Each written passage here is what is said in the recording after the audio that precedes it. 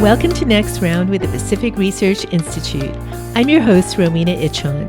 This podcast is the fifth in the series of joint PRI and Claremont Institute 40th Anniversary Cruise Lectures. The cruise took place in October, started in Barcelona, with stops in Mallorca, Marseille, Monte Carlo, Nice, Florence, and ending in Rome. The theme of the lectures was the future of America and the West, liberty, sovereignty, and self-government. This fifth and final lecture, titled Keeping a Republic, Ancient Rome and Modern America, is from Charles Kesler, editor of the Claremont Review and a professor at Claremont McKenna. Charles compares and contrasts the Roman Republic with the current state of American democracy. So goes Rome, so goes America? Listen on. Thanks for joining us. I have a small assignment to cover the relevant history of the Roman Republic and the American Republic. So where to begin exactly? You know, the Romans were a strange people. They spent a lot of time constructing baths. You know, public baths, private baths, warm water, cold water, hot water, and so forth. Thousands of baths up and down the Roman Empire, but not a single bar of soap. Soap hadn't been invented yet, so they have all these baths. But and you know, you had to be fairly rich to have a private bath. Otherwise, it was in public, just like latrines were in public for the most part, unless you were fairly well-to-do. And so, obviously, in a way, a very different people. I mean, used to living their life in public in ways that we are not. But I thought I'd begin by saying something really about the present situation, and then talk about Rome, and then come back to America at the end and try to leave time for some questions. All right, in many respects, the last half of the 20th century, and even the last third of the 20th century, has been very favorable to democracy. I'm talking about keeping a republic here. This is the topic, ancient Rome and modern America. The most remarkable things that occurred at the end of the 20th century were the peaceful collapse of the Soviet Union, triggered first by the fall of the Berlin Wall, of course, in 1989, and then the decomposition of the Soviet Union itself by 1991, without a shot being fired, or at least not many shots being fired outside the Soviet parliament or whatever that place was in Moscow. But it was a heady moment for democracy because there was already by the 1970s the beginning of a secular trend towards democratic government. A lot of places in the last third of the 20th century became functioning democracies that would never have been on a short list of places likely to become democracies before that. I mean countries like Mongolia and the Philippines and South Korea and Turkey to a certain extent, Russia to a certain extent, China, Hungary, Poland, and many others. And it was a time which was so heady that Francis Fukuyama wrote his famous article in 1989, before the fall of the Berlin Wall, christening it the end of history. And what he meant by the end of history was really the end of politics or the end of political controversy, because the whole world was turning democratic. And so the variety of regimes that people had lived under for thousands of years, that was history now. The future was going to be democracy as far as the eye could see, a process of which political scientists called democratic consolidation, meaning that eventually every country would consolidate into a liberal democracy. It would take some longer, some could do it sooner than that, but eventually there would be no more communist tyrannies, there would be no more fascist eruptions of any kind, and really no more aristocracies, no more oligarchies. Everything would turn up as a form of liberal democracy. As I say, a very heady and short-sighted way of looking at the world, but one that seemed confirmed when the Berlin Wall fell, when the Soviet Union silently, or at least peacefully, collapsed. But it has come as a great shock to many people, and especially political scientists, that the 21st century has seen a kind of ebbing of the democratic tide, and that the movement for democracy, which looks so strong, starting really in the 1970s when Portugal and Spain left their autocratic forms of government and became democracies, that movement now seems to be sliding into reverse. If you look at Russia, if you look at contemporary China, both for a while at least, hopeful test cases of the democratic wave thesis, If you look at Turkey, these are prime examples of democratic backsliding, which all political scientists basically recognize. But of course, the list doesn't stop there. For most political scientists, who are mostly liberals, of course, the list includes also India, Hungary, Poland, Italy, Great Britain, because of Brexit, the United States of America, because of Donald Trump in the White House. There is a process of what is now called democratic deconsolidation, noted in the political science literature, meaning once apparently rock-solid democratic regimes are sliding away, are slipping back into some form of authoritarianism, and the favorite form is another new term which has entered the political science vocabulary, authoritarian populism, or sometimes just populism. Political scientists don't like the people that much. It turns out if they use their suffrage in ways that are disapproved by political science. And therefore, it seems that history is not over. History is not about to end in a democratic fireworks. In fact, it seems increasingly the case to many Harvard political scientists and others that liberalism, that is in the sense of the rule of law, courts, independent property rights, and so forth, liberalism and democracy are splitting up after a fairly short but enjoyable marriage of at least 30 years or so. And so for the first time, really, in at least several generations, political scientists have to think about a new subject, democratic decline or constitutional decline. This was not on the radar screen before. Everything was up and heading towards a great consummation, morally, politically, and economically. But older political scientists, ranging all the way from Plato, Aristotle, and the ancients up to, say, Publius, the author of the American Federalist Papers back in the late 18th century, were very interested in the phenomenon of decline, of democratic decline, and the descent from good regimes into worse regimes or into bad regimes. The ancients had a name for this. They called it the cycle of regimes. That is, instead of a linear view of history as progress, pointing towards the northeast corner of the graph, everything getting better gradually over time, which is sort of the way political scientists have been looking at it, they saw politics as a circle and of various sorts. Aristotle had the simplest account of what a cycle was like. He said, if you're born into a good regime, you should be thankful because it will eventually become a bad one. And if you're born into a bad regime, you shouldn't despair because it will eventually become a good regime. So his cycle is bad, good, bad, good. Plato's has the more famous, I guess, and elaborate description of the cycle towards the end of Plato's Republic, where he tries to explain why, if there is a best regime, if there's a completely just or almost completely just society, we live in such rotten regimes actually in reality. And so he describes the cycle as beginning at the top with the best regime, then the second best, third best, fourth best, fifth best. So that means from the rule of philosopher kings to the rule of honor-loving, virtuous but honor-loving types, to the rule of oligarchs, wealth lovers, to democracy, and finally to tyranny. And that's the direction of the cycle. It's really not a cycle in the sense that Plato never suggests that having reached the bottom, you could ever get back to the top again. It seems to be all declension, all the way down. Now, however, in other writings of his and other of these guys, including our guy, Publius, there was a lot of attention paid to the question of, given that there is a kind of tendency to decay in politics, how can you restrain that?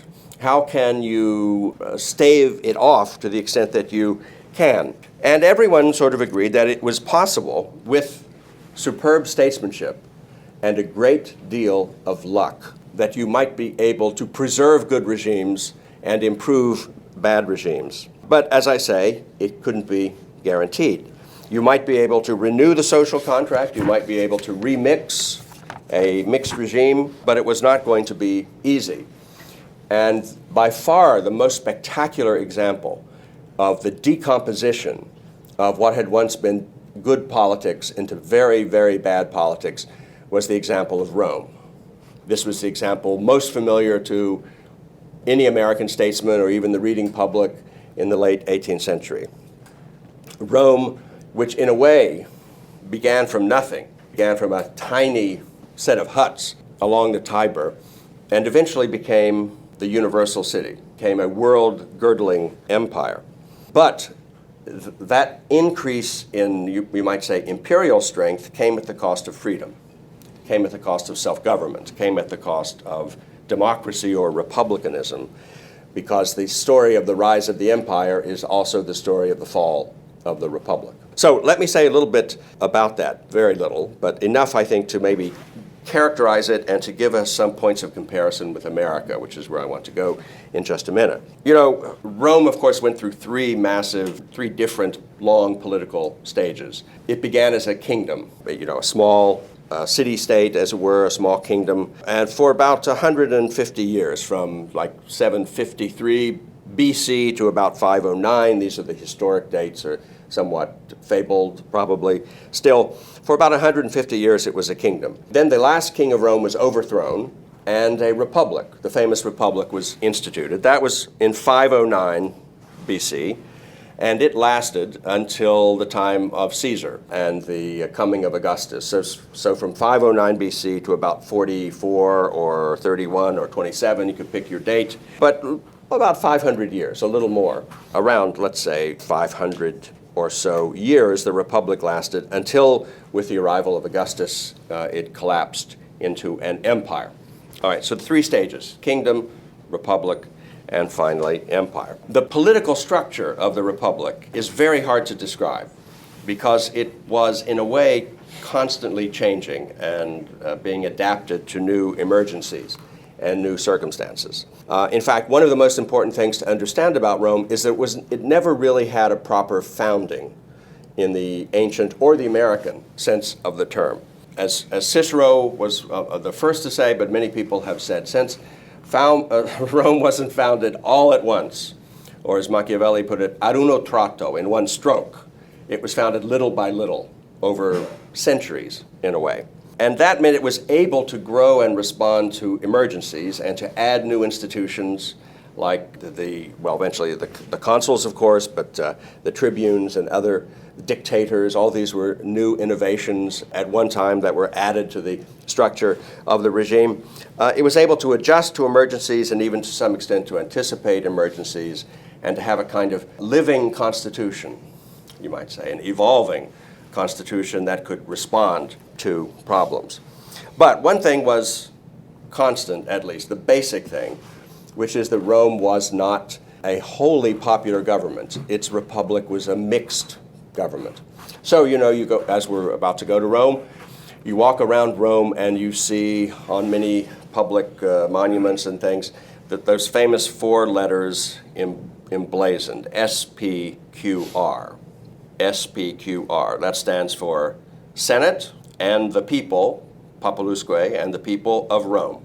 And the Roman government consists of those two basic elements. The largely hereditary Senate, a kind of aristocratic class of a sort, and institution, and the people of Rome, a mixed regime between the few and the many, between aristocratic types, let's say, broadly speaking, and democratic types. Now, the hardest thing for Americans to imagine is that when we say the people are a part of the government of Rome, we mean that, the whole people. So you have a Senate, you have two consuls, who sort of exercise executive authority after the king was kicked out. They so hated kingship that they couldn't stand to have one consul. It had to be two consuls. You had to split the executive power, as it were, between two. Annually elected, so it was they were kept on a short leash, at least in the beginning. But the people themselves were organized into two or three assemblies, and literally thousands of Romans would go to the Campus Martius, or they would go to some place in the Forum when an assembly of the people was called. And they did it in different ways, because some assemblies were to vote for legislation, to approve legislation that the Senate, of course, had developed, or they were there to actually elect magistrates. And those are two different functions, and they had two different kinds of ways of organizing the people, one more easily controlled than the other, to bring them about. But every Roman citizen was a member of the assembly, or both assemblies, really, as many assemblies as there were in a given period, 2 or 3. And so Roman government was not representative in the sense that we think of republican government as being. The people didn't vote for their representatives. They were the government. There was no House of Representatives. The people are a house. They are a branch of the government. That's what a mixed regime in the old-fashioned Roman sense meant. And this gave Rome, of course, great flexibility in its form of government, but also many problems and headaches in its form of government. As you can imagine, you can't actually have people passing laws or deliberating on laws. You can't really have elections among tens of thousands of citizens unless everything has been very carefully prepared in advance. And so the secret of the mixed regime for most of its life was that the Senate ran everything. The Senate really controlled the power. But the Senate was split into various factions, and the Senate rarely had, you might say, a single class interest in mind in its legislation. That's why Roman politics is so fugitive and so uproarious and so unstable in a way. Now, let me bring this potted history of Rome to a quick conclusion. So, what happened to Rome is that in the last 100 years or so of the Republic, military success had become enormous. They had defeated their archenemy, the Carthaginians, in a 3-part war that lasted for many, many decades. But in the famous final scene of the Third Punic War, Carthage is invested by Roman armies. The city is burned to the ground. The ground on which the city stands is sown with salt to make sure that nothing can ever grow there again. All the inhabitants are either put to death or sold into slavery. And the heel of the Roman boot is ground deep into Carthaginian soil, and that's it. They have Africa. At that point, Africa becomes a Roman province. Various other wars are launched and won in the next couple of decades. Macedonia becomes a Roman province. Eventually, there will be major victories in the eastern Mediterranean to complement them. Under Pompey the Great, Pompey Magnus, all the territory that we know of as Syria and Israel and many other states along the Tigris and Euphrates and beyond it also are added to the lands of the Roman Empire. So it vastly expands and becomes vastly richer as a result of this. The tribute flowing into Rome is enormous. But at the same time, it's impossible for an army of citizen soldiers to defend such a vast empire. You need a professional army. And at some point, the Roman army changes. This is actually under Marius, whom I'll mention in just a moment. It changes from basically an army of virtuous farmers who take 6 months off to go fight a war to a standing army that's in existence all the time, ready to fight anywhere that the Senate or the consuls of Rome send it, essentially.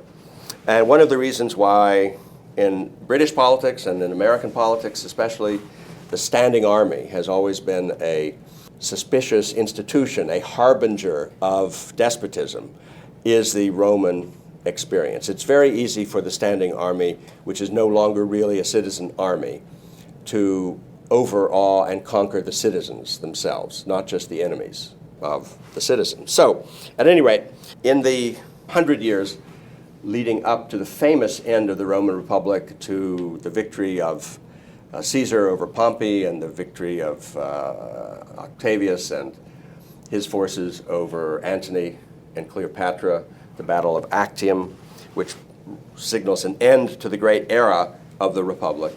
Rome had 3 civil wars, running up to the famous civil wars. Long before we get to Caesar, already there are 3 civil wars in Rome. The first was the so-called social war, fought between Rome and its allies, former allies in Italy, over the question of citizenship, extending the citizenship from the city to all of it, the peninsula of Italy and all the allies. The second civil war and the third civil war are between the 2 once famous people who now are unjustly, I think, neglected, Marius and Sulla.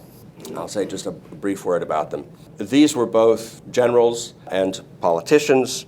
Marius was of the popular camp. He was what they called populares, he was on the side of democracy, we might say. Sulla was an advocate of the Senate and was pro-aristocratic. And they basically fought a 2-stage civil war, which usually are called Sulla's first civil war and Sulla's second civil war. And these involved many travesties from the Roman point of view, including political murders. Marius is the first to start killing his domestic political enemies. He famously displayed 5 heads of the Sullan side, the senatorial side, in the Forum on pikes. But it was not long before many thousands of Marius's allies were similarly dispatched by the Sullan forces. Essentially, it's unfortunately a kind of rhythm in politics that we're not totally unfamiliar with now in America. Marius came in, took control of Rome, made himself the consul, and passed a whole series of laws, changing the Senate, weakening the Senate, and making other changes, tax laws and so forth. And as soon as Sulla was able to get his armies back into the field and back into Rome, he undid all the laws that Marius had passed and passed a whole new series, countermanding them himself. So in an age when, obviously a very modest form of this, you see President Obama doing a lot of things with executive orders, and then the next president after him rescinds all those executive orders, countermands all those executive orders, and public policy swings wildly from one to the other direction. There's no middle, as it were, in that kind of politics. There's no compromise in that kind of politics. It is, unfortunately, a very sort of similar kind of political rhythm.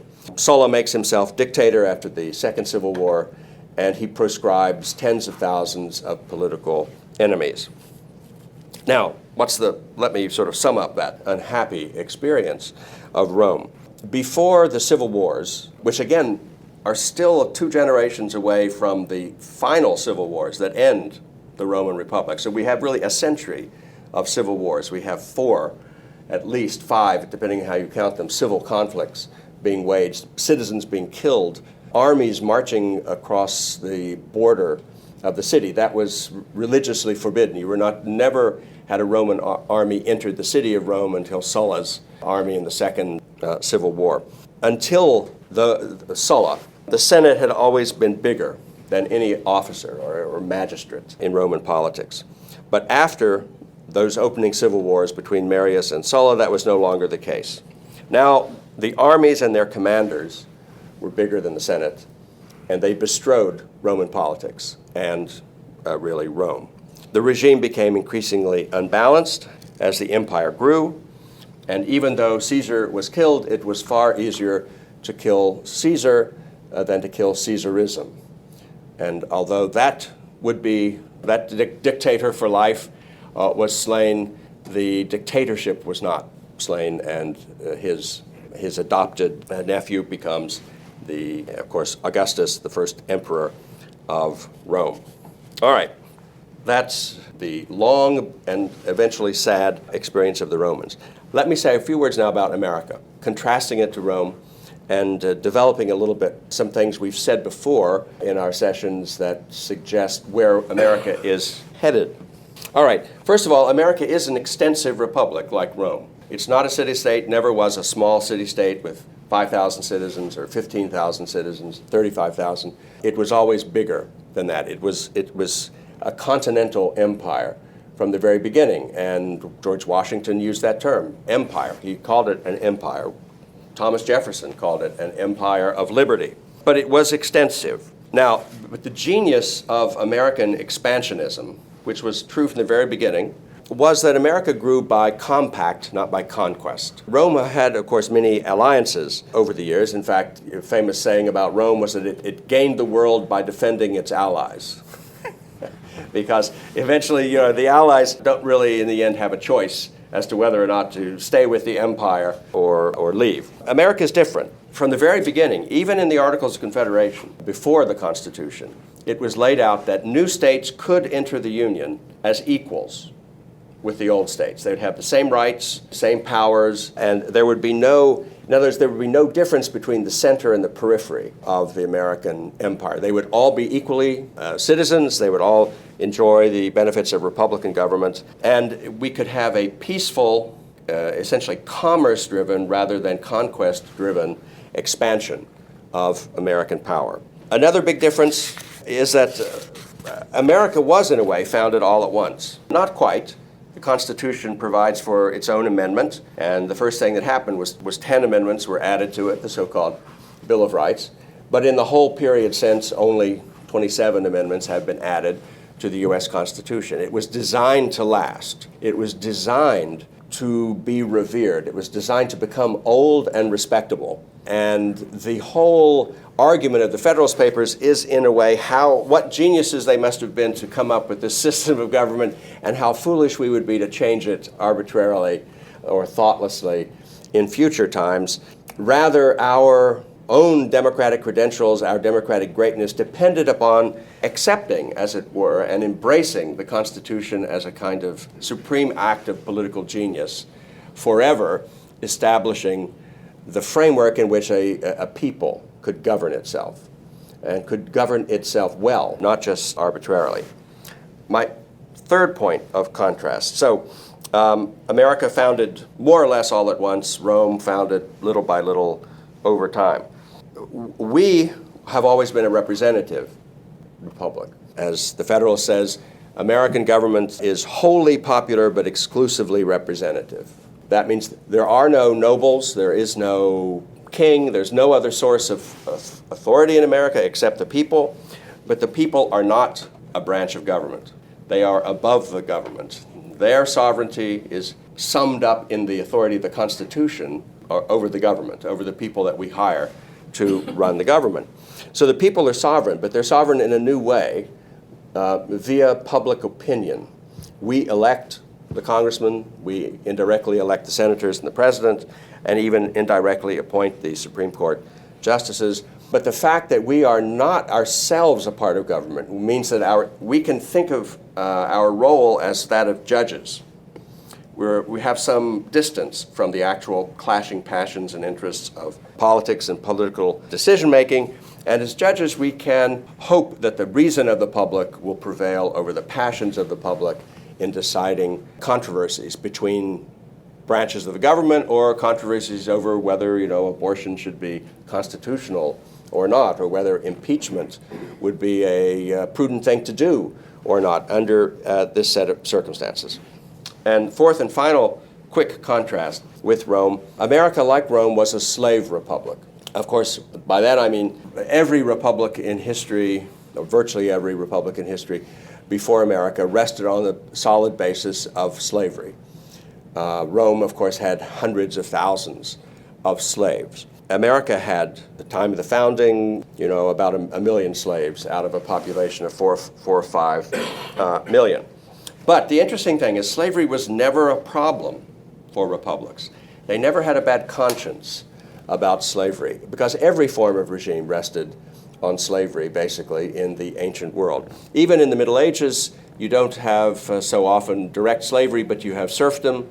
You have people who are not free, who are tied to the land, who are bound to the owners of the land, owe them all kinds of services or taxes, which they certainly don't consent to, and have no choice but to pay and to observe. So with America, slavery, which was at the foundation of almost every republic, became a problem. Bernard Bailyn, the great Harvard historian, said this best, I think, when he said that the American Revolution did not solve the problem of slavery.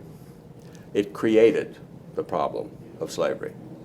And what that meant is, if you begin your republic by declaring that all men are created equal, which no other republic quite said, and meant in the same way that ours did, then you make slavery a contradiction. You make slavery a problem for that Republican regime. And working out that problem, of course, led to the Great Civil War, about which you already know quite a bit. So let me now say just very briefly something about today. The Second American Civil War might grow out of a conflict over how to get beyond slavery. Let me say something about what that means, I think, or it could mean. After the Civil War, the Union occupied the South, and this is the period called Reconstruction. And the idea was to reform the South and to prepare it to be readmitted to the Union only after it had swallowed its defeat in the Civil War and after it had given up every shred of belief in secessionism and in human slavery. But of course, Reconstruction came to an end rather abruptly in 1877 because it was very difficult for one part of the Union to occupy another part, in a military occupation, I mean, with federal troops present, and to rule them in their own best interests, but without their consent, or without their direct consent.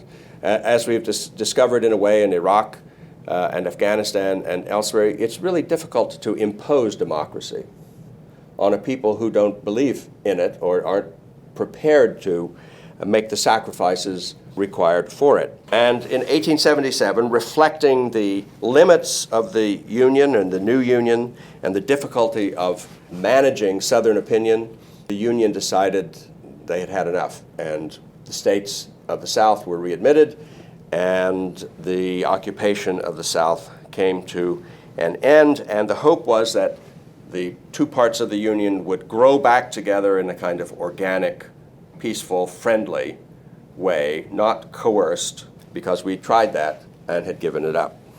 Now we're in the midst of what C. Vann Woodward, the Yale historian, famously called the Second Reconstruction. Second Reconstruction meaning the Civil Rights Movement and its aftermath. And the phrase, when C. Vann Woodward used that phrase, he meant it not simply as a kind of celebration, but also as a warning that even as the First Reconstruction had proven disappointing, to say the least, maybe because it had attempted too much, more than could be managed by a peaceful civilian rule. The second was aiming very high and promising very rapid results as well. And the Second Reconstruction quickly expanded its borders. The idea was not simply to get rid of the last vestiges of slavery, but of racism, and not merely racist deeds, even if they were private racist deeds, but even to extirpate racist thoughts. And in a way, the Second Reconstruction, as it radicalized, pointed far beyond the old American constitutional order, indeed far beyond what medieval Catholicism had attempted. The medieval Catholics always distinguished between inclination and deed. To have homosexual inclinations is not a sin, for example. To commit a homosexual act is a sin. But there's still a second difference, that there's a difference between one sinning act, one sin, and being a sinner. There's a difference between one lie you tell and being a liar. That is, it has to become habitual. It has to become your character for it to be a vice as opposed to a mistake or an act of sin. There's very, very few of those distinctions in the political correctness of today. And of course, very little in the way of forgiveness, which was also a part, at least, of the Catholic and Christian dispensation. So, as we said in the beginning session, I think, or at least one of the early sessions, America is in a way in a cold civil war right now. It's not, fortunately, a shooting war, it's not a bloody conflict, but it is a growing and deepening alienation of affections between the two parts of our political community. And you could in a way call these the few and the many, or the Romans called them the populares for the many and the optimates, the best, I guess a kind of flattering term. But the difference between the woke and the deplorables is in some ways like that. The woke are the optimates, the best, of the day, and the deplorables are everyone else. Or you could say that the difference between them is between what President Obama called transformation and what Ronald Reagan called revolution. Transformation means an unending process of changing into something it's never quite sure what in response to new demands, new circumstances, or new revelations. It is a process of self-creation, to use a term that actually Obama liked very much and deployed in his first book, his sort of autobiographical book, quite a bit. The revolution, as Reagan used it, he called for a second American Revolution midway through his 2 terms, and he ended up settling for the Reagan Revolution. In his farewell address, he talked about that. He accepted that term. It wasn't his, but he thought it was actually okay to use, the Reagan Revolution. A revolution is something, the literal meaning of a revolution is when you return to the beginning. Like a planet revolves around the sun. You make a circuit and you come back, you revolve back to the beginning. And this use of the term revolution goes all the way back to the American Revolution and long before it. Revolution really means you return to first principles, to the place you first became conscious of yourself as a political body and set out in the world. Revolution is, in a way, an ancient and honorable American tradition. Transformation is something new. Transformation is not about reason or rights in the ordinary sense. It's about will. And as the new understanding of our politics, or as the liberal constitution, the woke constitution, has worked its way into American institutions, it's created growing deformations in those institutions. Above all, you see in the American legislature something of the same syndrome you saw late in the Roman Republic in the Roman Senate. That is, the inability of the legislature to legislate, or the inability of the legislature to do its job and to represent, as it were, the consent and the wisdom of the governed. But this is a very deep problem, one that our late friend Michael Ullman had spent a lot of time thinking about, the problem of the administrative state, as he called it, and many of us have come to call it, although that's a very opaque term and doesn't really perhaps convey all that we would want it to convey. Nonetheless, the conservative constitution, the one that America actually was constituted by until perhaps very recently, is a constitution of natural rights, including the right to consent to the government, the right to consent. That's part of your natural rights. The liberal constitution, I think, features increasingly the right to be governed by your betters and the duty to obey them. And it really is, in a way, a form of the optimates argument, that this is the best class. They have your interests at heart to the extent they should have your interests at heart. And what you should do is just shut up and do what you're supposed to do, which is what they tell you to do. When you throw into that mix postmodernism or relativism, which is so powerful in today's intellectual life because it's so powerful in today's universities, and according to postmodernism or relativism, the only measure of right, the only measure of duty is power, the ability to inflict your will on others, you begin to see how difficult it's going to be to keep our republic when the Constitution of Natural Rights is increasingly under stress from a new constitution which makes no distinction really between right and wrong, because it doesn't think there is really a permanent distinction between right and wrong. And questions like that are ultimately to be decided by force or by power. And that means, of course, intellectual power as well as raw physical kinds of power. But when you put that all together, you have, I think, a kind of slow motion crisis in American government. And that is what we ought to keep in mind, I think, when thinking about the Romans and the Americans. Thanks. Special thanks to Charles Kesler. If you like this episode, please tell your friends and subscribe to PRI's podcast at iTunes, Google Play, Stitcher, or TuneIn. And please do us a favor and give us 5 stars. You can also listen to our podcast on PRI's YouTube page, youtube.com/Pacific Research 1. That's the number 1. Thanks for listening. I'm Rowena Itchon. We hope you'll come back again for next round with PRI.